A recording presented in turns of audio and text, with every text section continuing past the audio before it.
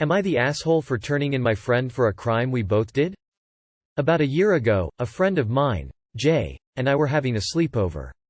Like most teens, we were staying up all night and we got bored of playing games while trying not to wake up my parents. Jay and I decided we should go outside and do something fun. Our neighborhood is a pretty safe place to live, and it was about 2 a.m. so everyone was asleep. Jay and I had recently been really into doing art together, and I had taken up spray painting. Jay came up with the idea that we should walk to the abandoned house in the neighborhood and spray paint it. I was hesitant at first, but Jay assured me it was fine since no one was living there. I realized that was a mistake now. I grabbed my spray paints, spray shield, we only had one so we decided to take turns, and put on a coat. Then we started walking. It wasn't long before we came up to the house. All the shades were drawn and it was pretty dark, but Jay set up her phone so the flashlight lit up the sidewall. We started writing and drawing. I don't even remember what we wrote, but it was pretty big. At one point, I had gotten pretty tired, and decided to take a break. I handed the shield to Jay and she kept painting while I took a break. Finally, we were done with our masterpiece and we both were pretty tired, so we packed up and went home. And #X200B. About a week after that night, I was busy doing homework when there was a knock at the door. My mom opened it and an officer was at the step. He looked a bit like the dad from Shark Tales and it kind of intimidated me. We let him in and he asked to speak with me in private. My parents left the room and he sat across from me at the table. He started off by introducing himself, P.O., and asked me if I knew why he was here. I shook my head. P.O. said he had a video of me from a week before with me, who he had identified, and someone else vandalizing somebody's house. I stayed quiet, so he continued. He said he could only identify me because the other person, who had been currently spray painting, was wearing the shield. He then proceeded to make me a deal. If I told him who I had been with, he would let me go with just a small fine. I thought about this for a minute or two. The officer thought Jay did all the work, so if I gave them Jay's name and got away with it, I wouldn't technically be lying. After thinking for a bit, I decided to tell the officer that Jay was the person in the video with me. Jay ended up having to pay a hefty fine for trespassing and vandalism, while I barely paid half the amount. I've been feeling guilty about this for a while, so I decided to bring this to you guys. I will say I felt a bit pressured to spray paint with Jay, but I feel that wasn't the best thing to do. Am I the asshole? Edit. Thank you for your responses. I will say I've learned from this situation. Don't talk to police without a lawyer, don't vandalize, and don't let someone else take the blame. I have apologized to Jay since then and I will be trying to get money to pay her back. Edit 2. For everyone who's a bit confused, just to clarify, the video had me without my mask, when I took the break, and Jay had their mask on. This led to the police thinking I had just been watching Jay and didn't actually vandalize. You are the asshole, don't talk to police. If they had anything you'd have been arrested. You are the asshole. Not for telling the truth, but for adding this ridiculous ass uh-oh I've been caught so, Jay made me do it, excuse for your bad. Freely made decision to participate in the vandalism.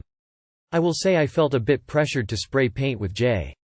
You are the asshole. The only things to say to a law enforcement officer. I don't answer questions, are you detaining me or am I free to go? I want to speak to my lawyer. Jay for pressuring you. You for turning them in. But biggest asshole is the cop for interrogation a minor without their parents present. By the way, he lied to you. The fine you were gives was what you would have gotten regardless. He doesn't have the ability to make a deal like that with you. For the future don't ever talk to the police like this without an attorney present. Advice I was given by my retired detective uncles. Also, what video did they have? It wasn't from Jay's phone and posted on social, was it? You are the asshole. Not just because you sold your friend out, which they would have eventually figured out anyway, but because you got a small fine while she got a hefty fine. You should have at least offered to pay whatever made it equal because you were equal partners in that. Even if you did less, you were still a willing participant. If I were you and wanted to make it right, I'd offer to pay whatever makes it equal between y'all. You are the asshole. Jay didn't force you to spray paint, you joined. You provided the paint too. In my opinion, both of you should have paid an equal amount as both of you are equally guilty. You knew it was wrong to do, but you did it with Jay anyway. You had every opportunity to go, but you chose not to. You're the rat lol. On the one hand, snitching is considered socially taboo. On the other hand, the justice can fuck kids lives up and should be avoided however you can. So it's a gray area for me. I'm guessing you never told Jay. You should probably just use this as a lesson to be better next time and take it to your grave. You are the asshole for pretty much everything. Vandalism. Throwing your friend under the bus. Saying they pressured you into doing it. Also, depending on your age, what on earth were your parents thinking allowing you to be questioned without an adult present? They are the asshole too. Am I the asshole for not wanting to talk about the daughter my parents almost adopted before me? Okay, backstory. I'm 22, female, adopted. My parents adopted me at 7 years old on May 22, 2008. 2 weeks before I turned 8. Before me. They had a little girl, P. Then they fostered a pair of sisters. But that's not what this is about. This is about P. They never got over losing P. I don't know for sure how long they had her. I just know that right before they adopted her, her birth mother got her rights back. It killed my parents. I don't think they ever got over it. As I was growing up, my mom, 44F, and my dad, 54 meters, would bring her up. They would even use her against me by telling me that I could have had a sister or that was the daughter they wanted before me, and they even would tell me that they wish they had her, not me. Let's face it. Being trauma-ridden, bipolar, PTSD victim, odd, anxiety-ridden, and ADHD probably didn't help. They'd tell me she would have been easier to raise. My parents are very toxic. Our relationship is so toxic that we don't have a good relationship unless we're miles apart. The other day, my dad called me to tell me that P is in a mental hospital and they've been in touch with her biomom about it, and I basically just said, "When you bring her up it hurts my feelings and makes me feel jealous, please stop. It's not my thing, it's yours." I guess it upset my dad because he told my mom, and my mom called me the next day to get on to me in front of my client at work while I was in the car and only able to use hands-free, so my client heard everything. I work one-on-one with mentally handicapped clients. The conversation goes as follows. Mom. Young lady, you have no right in the world to treat your father this way and refuse to talk about this. Me. I don't know her, I don't want to talk about her. Mom. She could have been your sister, you need to understand that and be sympathetic to your dad during this hard time. Me. I don't like hearing about her, and I shouldn't have to because of how you compared me to her when I was a kid. I don't want to talk about this. My client is right here and he is listening. Mom. Take it off Bluetooth. Me. I can't. My insurance tracker will know I'm using my cell phone. My mom continues on and I say again, my client is right here. This is starting to upset me. And the call drops. I think we lost connection, so I call back. She answers by inaudible screaming at me, and my client even hears it all, and it scared him.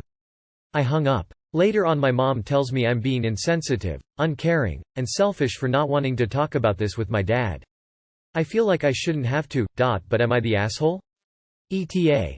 I basically am living with my client 5 days a week. It's not unacceptable to answer or be on my phone at work. Also, my client has been around for many phone calls with my parents.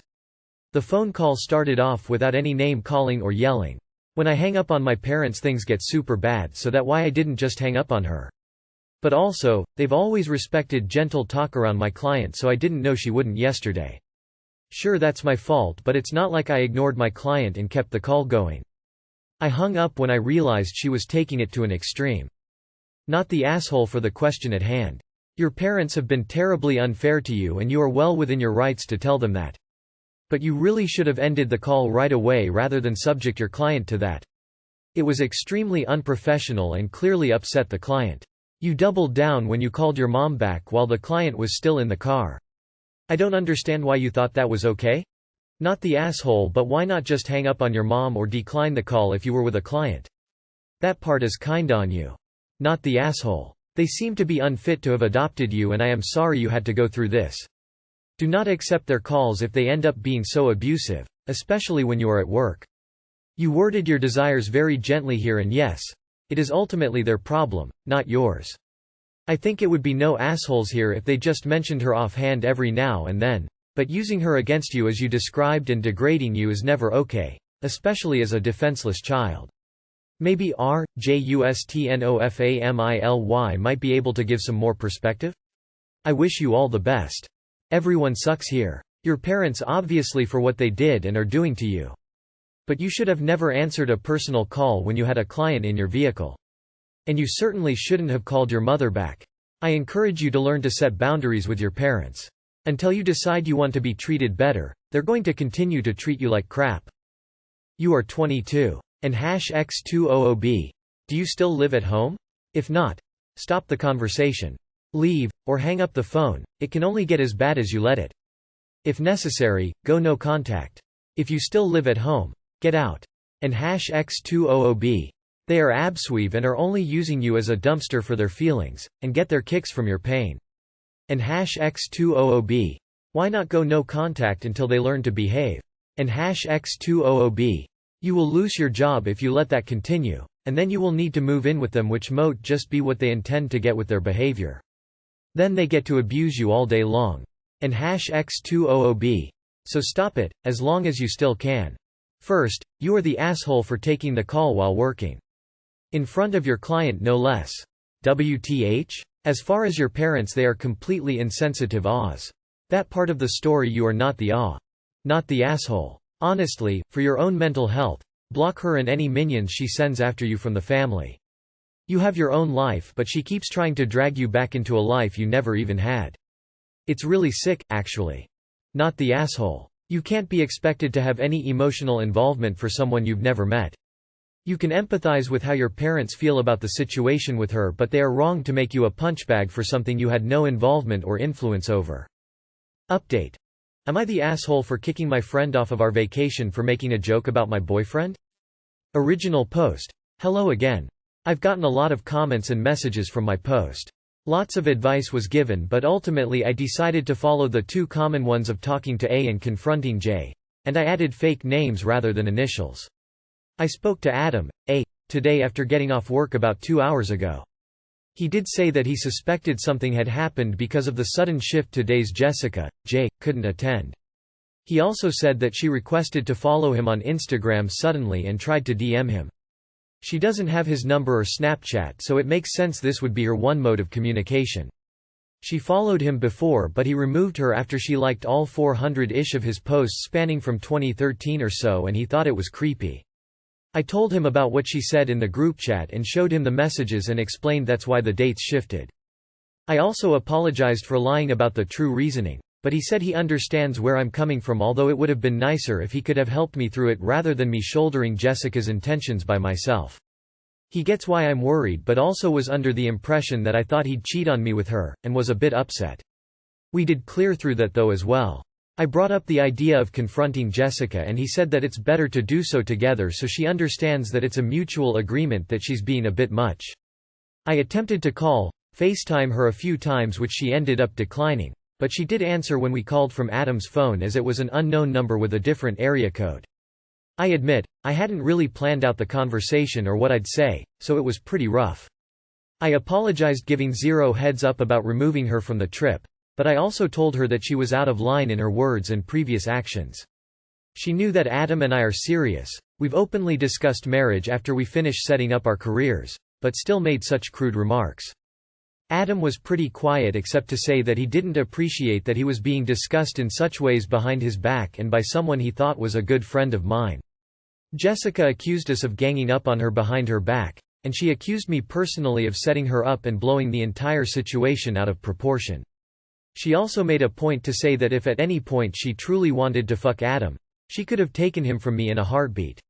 She truly believes that she's been benevolent to me this entire time by not actively attempting to end my relationship or be a homewrecker. She left our trip group chat as well as our wider circles group chat without saying anything, which raised a few questions. As much as I wanted to keep this situation contained, Adam ended up telling everyone what happened and was met with mixed responses. A few people said that we did what had to be done, but another closer friend of Jessica said we bullied her without cause. I can F your boyfriend whenever I want, plus liking his posts from 2013, 8 years ago, equals psycho. I think you're better off without her and recommend blocking her. To friends who say you were harsh, bullying her, tell them those 2 psycho points above and tell them that's a red flag, but it's their choice to continue to be around her. She also made a point to say that if at any point she truly wanted to fuck Adam, she could have taken him from me in a heartbeat. That one sentence is enough to assume she wasn't your friend and she shouldn't be in your life. Not only she disregarded your relationship with your boyfriend, but also she implied that you are lesser than her and basically treated your boyfriend like a piece of meat. What a vile, horrible person. She also made a point to say that if at any point she truly wanted to fuck Adam, she could have taken him from me in a heartbeat. She truly believes that she's been benevolent to me this entire time by not actively attempting to end my relationship or be a homewrecker. Good riddance, then. You don't need that kind of toxicity in your lives. Probably felt like a Jessica-sized weight was lifted off your collective shoulders. You may also need to block her from your socials, just in case. OMG, I love your BF. Can I have him? Kidding. Married 17 years with 3 kids. He sounds like a keeper. Glad you got rid of the viper. The other closer friend can enjoy a friendship with Jay then. At no point in my life have I ever thought it was appropriate to make jokes like that about someone's boyfriend unless it was a celebrity or a TV show character. That's not bullying, that's confronting her about her behavior. The trash took herself out. Adam sounds like a good guy. Wish you all the best. So yeah, this girl is deranged. Frankly, I wouldn't have put it past her to have drugged your boyfriend in some way to take advantage. Frankly, I am in a similar spot with my husband's friends and the whole dividing the friend group thing. And it's a bit disappointing to see that somehow even one person thinks this behavior was remotely appropriate and is victim blaming.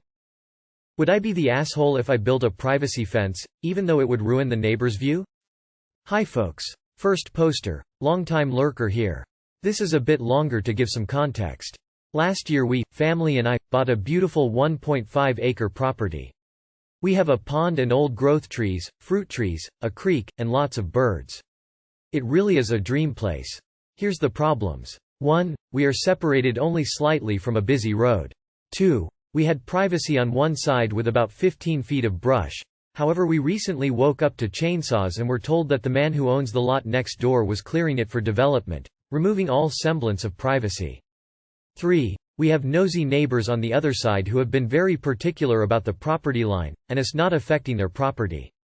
There has been several small, petty incidences in the short time we've been here. They have a cute fence along the backyard side of the property, which while aesthetically pleasing provides no privacy or security. They are an older couple who manicure their lawn to perfection, whereas we much prefer the look and feeling of wildflowers, gardens, and natural spaces, nothing out of control or ugly. 4. I have been building a large vegetable garden, however several times the neighbors have simply stood in their yard and watched. The man is often shirtless doing so, and I am becoming increasingly uncomfortable being in the backyard without looking like I'm completing tasks and well dressed. No going in the yard in my PJs for me. 5. We have a young golden retriever who, so far, has been restricted to a small dog run in the front yard. He gets very agitated when he can see us in the backyard while he's stuck inside, and I have tried a tie out for him to join me in the garden, but he gets wrapped around trees so often that it's equally frustrating as him whining inside. The anxiety of having to keep up appearances in my own yard is becoming a lot, and I'm constantly worried that my dog will end up on the road, or that he and I will never be able to enjoy the beautiful yard together. So, this recently sparked a conversation about forking out the money necessary to build a fully secure privacy fence around the property. We are limited to 6 feet in our county, which is enough for us. However, I'm concerned about how the act will come across to the neighbors. Our backyard is lovely, and it actually goes around the back of the neighbor's yard. They get a full surrounding view of our trees, pond, and subsequent pleasantness. If we build our privacy fence, it would render their aesthetic fence useless, odd-looking against another, taller fence. We would almost certainly be reducing the value of their home by removing the feeling of openness and views in their backyard. However, my dog would be free to enjoy the whole property and our yard would feel private and secure. I don't want a forever soured relationship with them, but I'm also at a loss with figuring out another solution to the problems listed above. So Reddit, would I be the asshole for building this fence? Not the asshole, you're entitled to your privacy. I would recommend making sure you're clear on the rules and regulations around the issue. Clearly know where the property boundaries are and potentially pop a heads-up note through your neighbor's doors. Not the asshole. 1. You want your privacy. 2. You have water on your land. If a child drowns, who do you think will get sued? 3. You have a dog. Pull your permits. Survey the land. Make sure you give yourself a good buffer between all the property lines. You don't owe anybody a view. If they liked the view so much they could have bought it. Not the asshole, build it, and if anyone asks, it's only for your young hyper puppy. We just got a golden and a Great Dane, so I know exactly where you're coming from. YWNBTA, so long as it is legal to build, you really don't owe them nice views. Everything boils down to your choice here. And with nosy neighbors, fences make for even better neighborhood. Not the asshole. Fences make good neighbors. Not the asshole. Get a professional survey done first and have them stake the property line. Let all of your neighbors know that you are putting a fence in because you want your dog to be able to have access to the entire yard. Having the yard surveyed will prevent your neighbors from accusing you of putting the fence over the property line and holding up installation while their claim is investigated. You can point to the recent survey and inform them that, no, the fence isn't on your property. Not the asshole. You're trying to increase and protect your own privacy in your home, and it is legally allowable for you to do so for said reason. Whether this does affect their property price is not really a concern you should be hung up on as compared to your sense of security and peace of mind. Not the asshole. I would feel weirded out if a nosy neighbor was able to watch me garden as well.